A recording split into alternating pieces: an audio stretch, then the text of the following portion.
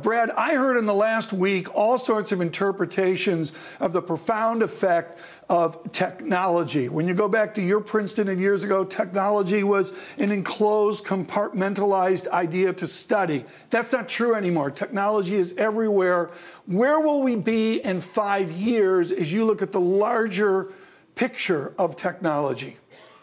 Well, we're seeing technology have several important impacts. I mean, it's with the advent of artificial intelligence or AI, we're going to see an ongoing impact on not just businesses and governments, but also economies and jobs. And I think people are bracing for that. But we're still looking to the future without a clear sense yet of exactly which jobs will be eliminated, which new jobs will be created, what new digital skills will people need in order to take these jobs. And then I think the other thing to think about is just sort of the international aspects of this. At one level, IT, information technology, has become more global. The industry has become more global. This is another area where Ian has been saying that we are seeing the rise of China. We're seeing Chinese tech leaders really emerge now as global tech leaders. And yet at the same time, we're seeing fragmentation in the technology sector.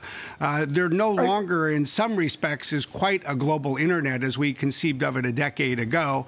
And I think 5 years from now, we may see a bit more of that fragmentation. Well, Brad, part of your charm is you're not in Silicon Valley. You're up in the real world of Seattle, Washington. I guess that's the real world. Silicon Valley right now is a piñata for Washington. Everybody's going after them. How afraid should San Francisco, and the cliche of Google or Apple, your good competitors, how afraid should they be of Washington in 2018?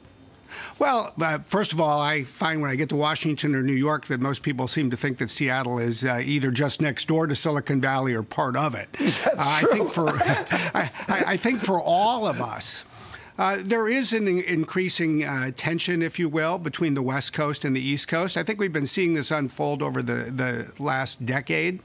You certainly see political commentators in Washington, D.C. identify the tech sector as a piñata, as you mentioned.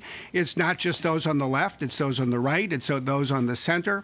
I don't know that people have yet transferred that concern about technology into a defined course of potential political regulation, but that could come. And I think it really behooves all of us in the tech sector to be listening to that and to be out addressing the concerns and even just acknowledging the concerns, which I think Silicon Valley's sometimes been a little bit slow to do.